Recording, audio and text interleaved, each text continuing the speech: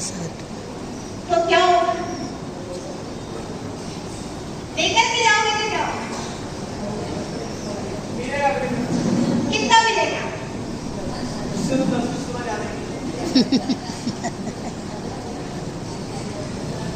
फले अनंत जो धर्म ध्यान की भूमि विषय वो है। धर्म ध्यान की भूमि में बोएगा अनंत गुणा फलित होगा। पार्टी जी हिसाब नहीं, हिसाब लगाने मंत्री जी आप लोग कल्पना नहीं कर सकते, सोच नहीं सकते इतना मिलेगा। मतलब हमारी कल्पना से परे है। अभी हम आपको हिसाब लगाए बता देना हिसाब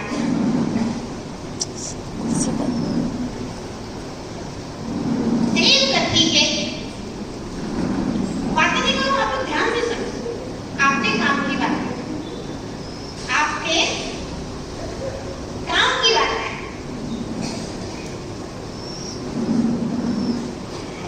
मान लीजिए किसी व्यक्ति ने अपने पूरे जीवन में 5 करोड़ का दान कर दिया। कितना? 5 करोड़। 5 करोड़। किसी आदमी ने अपने जीवन में 5 करोड़ का दान किया, जिसमें उसने आहार दान भी दे दिया, रोज की पूजा पाठ में भी दान कर लिया, मंदिर बना लिया, भगवान की प्रतिमा विराजमान कर दी, निर्माण के लिए भी दे दिया। मतलब जो जितना कर सकता है उसने अपनी पूरी जिंदगी में 5 करोड़ का दान कर दिया। मंत्री जी किसी आदमी ने अपने जीवन में 5 करोड़ का दान कर लिया और उसने बस रोज अपना अभिषेक पूजन, अपना सदाचारी श्रावक का अपना जीवन जिया अच्छे से। अब वो पहले स्वर्ग में जाकर के देव हुए। अब देवों के किलोमीटरों लंबे, वहां तो योजनाओं में गिनती होती है, हम आपको किलोमीटर बता रहे हैं। किलोमीटरों लंबे हिसाब लगाओ आप।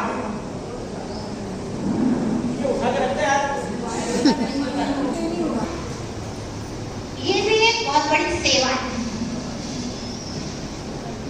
शांति सागर जी महाराज जब संवेद शिखर की वंदना के लिए गए तो एक बूढ़ी अम्मा, वो घर में ही थे उस समय की बात है, महाराज बनने की बात नहीं, जब वो गृहस्थ थे उस समय।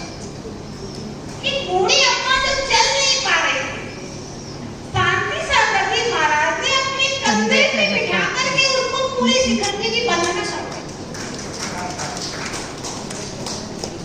ऐसा चारित्र चक्रवर्ती जो शांति सागर जी महाराज का जीवन चरित्र पंडित सुमेध चंद्र दिवाकर ने लिखा है, उसमें इस घटना का उल्लेख है।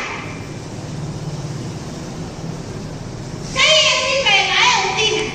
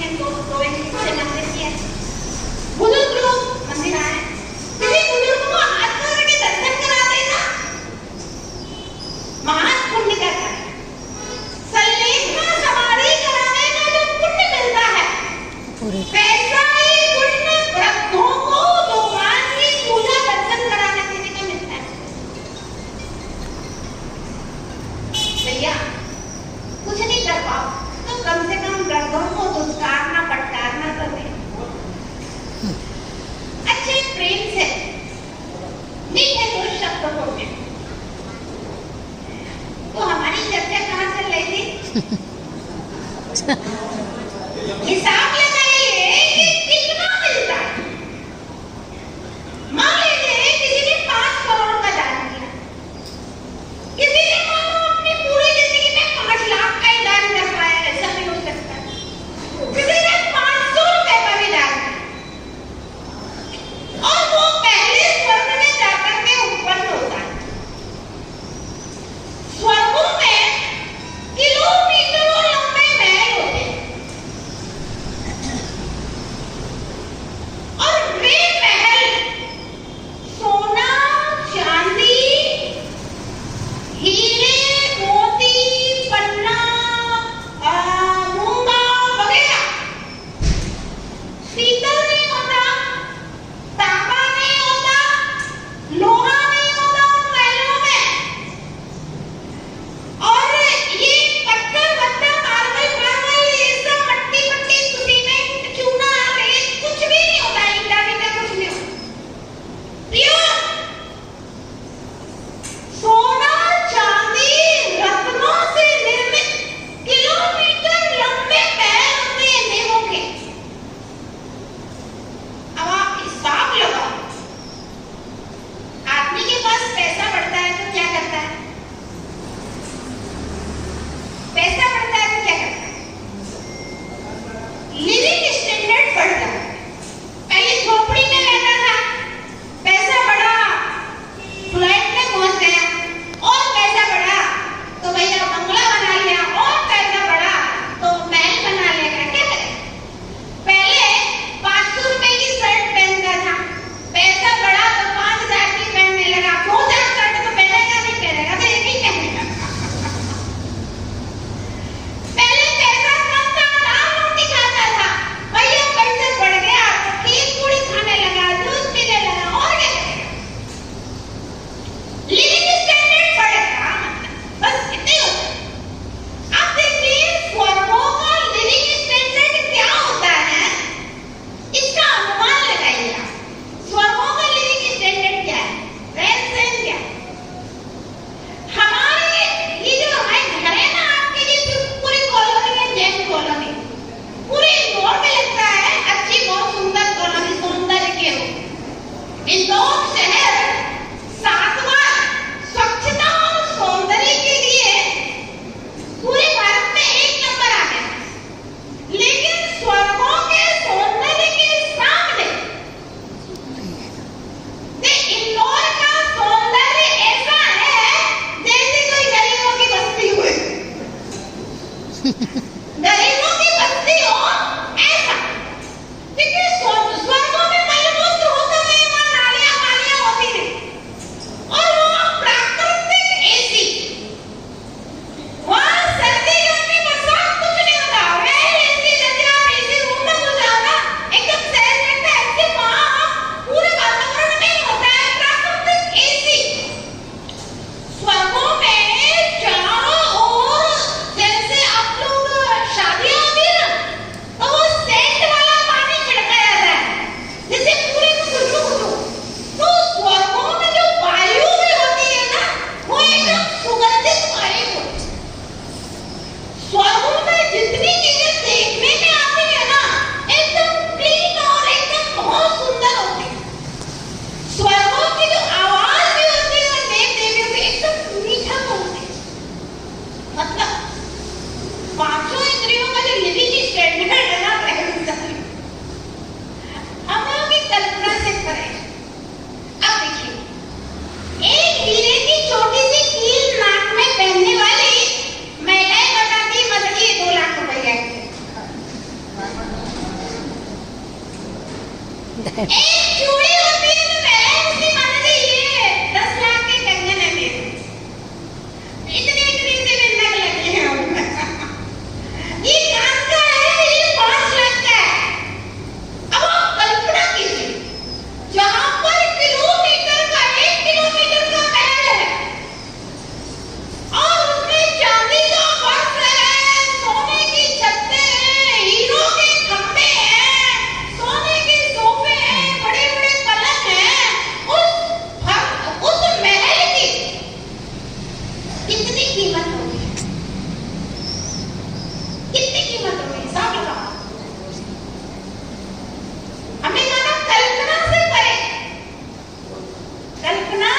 कल्पना से परे, सोच नहीं सकते।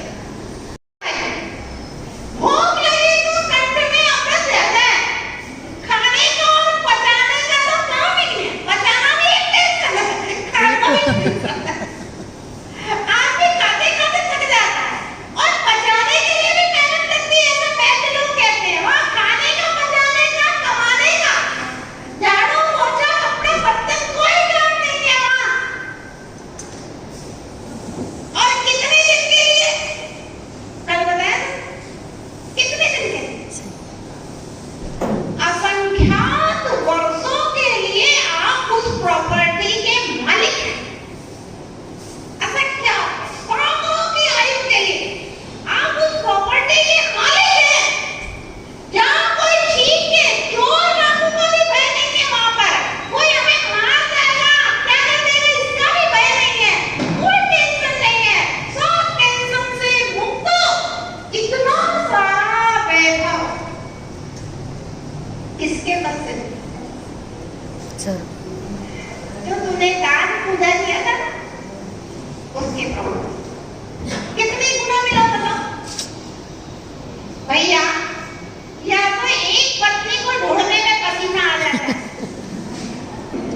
करोड़ों करोड़ देवियां होती हैं देवों की, लाखों और करोड़ों देवियां होती हैं, वो भी एक एक देवी हजार हजार रूप बनाने की क्षमताएं रखती है। मतलब इतना वैभव, इतना वैभव, इतना वैभव कल्पना की। इसलिए कहा है फले अनंत जो धर्म ध्यान की भूमि विषय। धर्म ध्यान की भूमि में जो दे जाओगे अनंत रूप में फलित हो जाएगा। और यहाँ गाड़ गाड़ करके रख जाओगे तो नाग नाग आपको मालूम नाग चांदी जो होती है वो गर्म धातु गई है। चांदी आप गाड़ दो, नहीं। गई करके मिट्टी हो जाए। हाँ, धातु विज्ञान जो है उसमें चांदी को गर्म धातु कहा गया, गल जाती है। और सोना जो है वो नहीं वो जल धातु है। सोना आप यहाँ पर गाड़ दो, वो पड़ोसी के खिसक जाएगा। तांबे को अचल धातु कहा गया। आपने देखा कहीं भी प्रशस्तियां वगैरह लिखी जाती है ना, तो सोने चांदी के पत्थर पे नहीं लिखी जाती, तांबे ताम्र पत्थर। अगर आप यहाँ गाड़ोगे, हजार वर्ष बाद भी निकालोगे, तो वो यहीं का यहीं निकलेगा, एक इंच भी खिसकेगा नहीं। अब सोना आपने गाड़ दिया, किसके जिसका पुण्य होएगा उसके घर में खिसक जाएगा।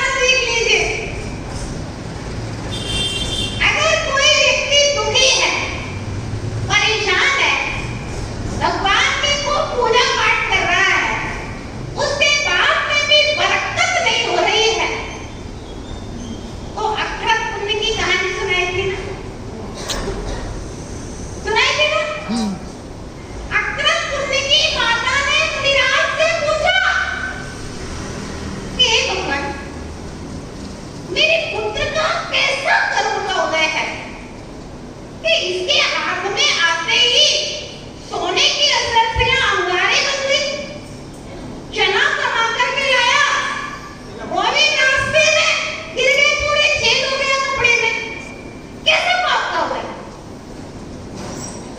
मुनिराज अवधि ज्ञानी थे, बोले माता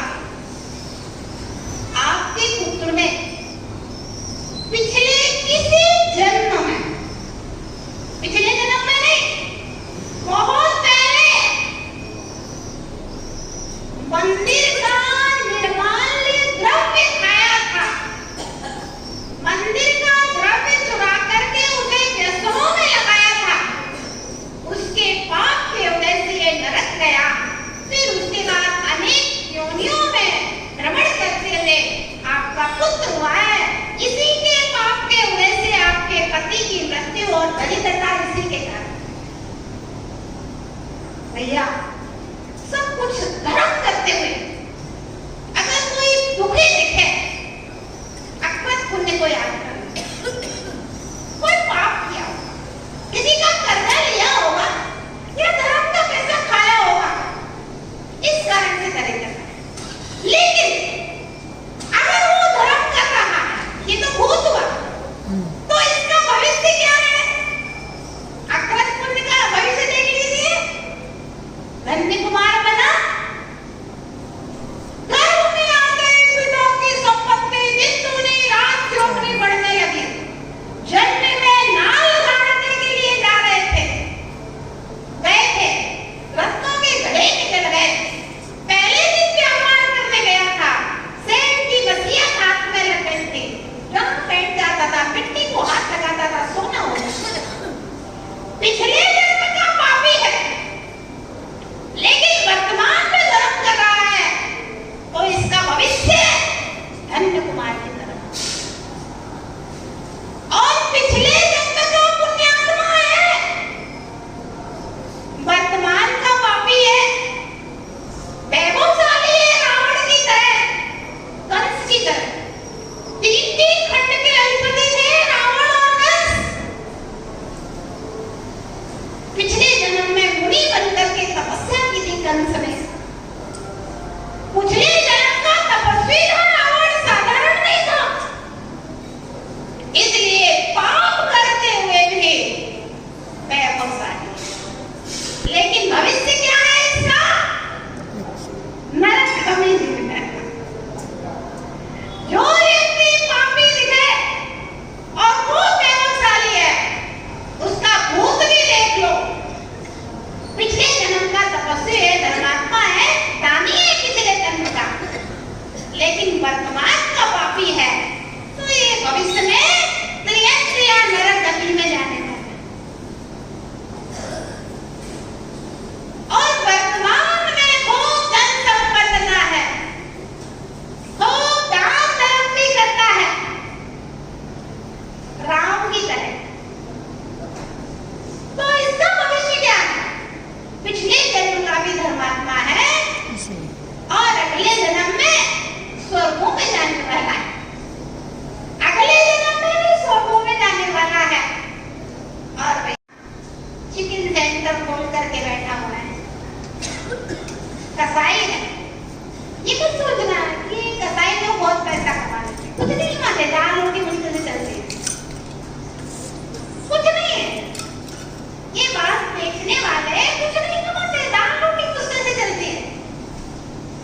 पिछले जन्म के भी पापी हैं और इस जन्म के भी पापी हैं, और अगले जन्म में उन्हीं गतियों में जन्म लेके इनकी भी गर्दन की कटाइयां होने वाली हैं और कुछ नहीं होने वाले। ये हाथ से काट रहे हैं, इनको मशीनों से काटा जाएगा। यशोधर राजा का एक चरित्र है, यशस तिलक चंपू महाकाव्य। आटे के मुर्गे की बलि दी थी। किसकी? मुर्गे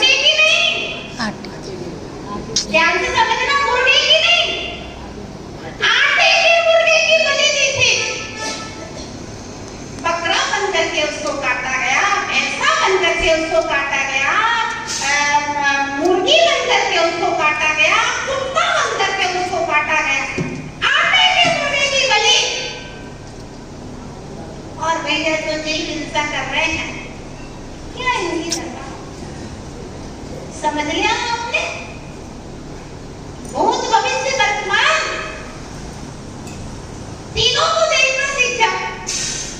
आपसे बड़ा ज्योतिषी और कौन होगा? आपसे बड़ा ज्योतिषी और कौन होगा? आप किसी भी व्यक्ति के भूत भविष्य और वर्तमान को देख सकते हैं कि भाई इसने भूत में क्या किया है, ये वर्तमान में क्या कर रहा है और इसका भविष्य क्या होने वाला है। तीनों को देख। तो कहा धर्मो रक्षति रक्षता। आप धर्म की रक्षा करेंगे, आपकी रक्षा होगी। भगवान की दया से, पिछले जन्म के पुण्य से संपन्नता है, संपन्नता है। तो भरत चक्रवर्ती की तरह सोने के जिनालय बनाओ, भरत चक्रवर्ती की तरह सातों उठाए। और संपन्नता नहीं है तो भी अकृत पुण्य की तरह भगवान की पूजा और पुण्य को दान तो दे ही सकते हैं। वह पुण्य आपको धन्य कुमार की तरह बना देगा। और अगर संपन्नता है रावण की तरह, अगर आपने सोने की लंका को बना ली लेकिन सोने के जिनालय नहीं बनाए, तो भैया वह सोने की लंका तुम्हें नीचे डुबा देगी, नीचे ले जाएगी। इसलिए भव्यात्माओं, धर्मो रक्षति रक्षता। आप धर्म की रक्षा करो, आपकी रक्षा होगी। समय आपका हो गया। जय गुरुदेव महावीर।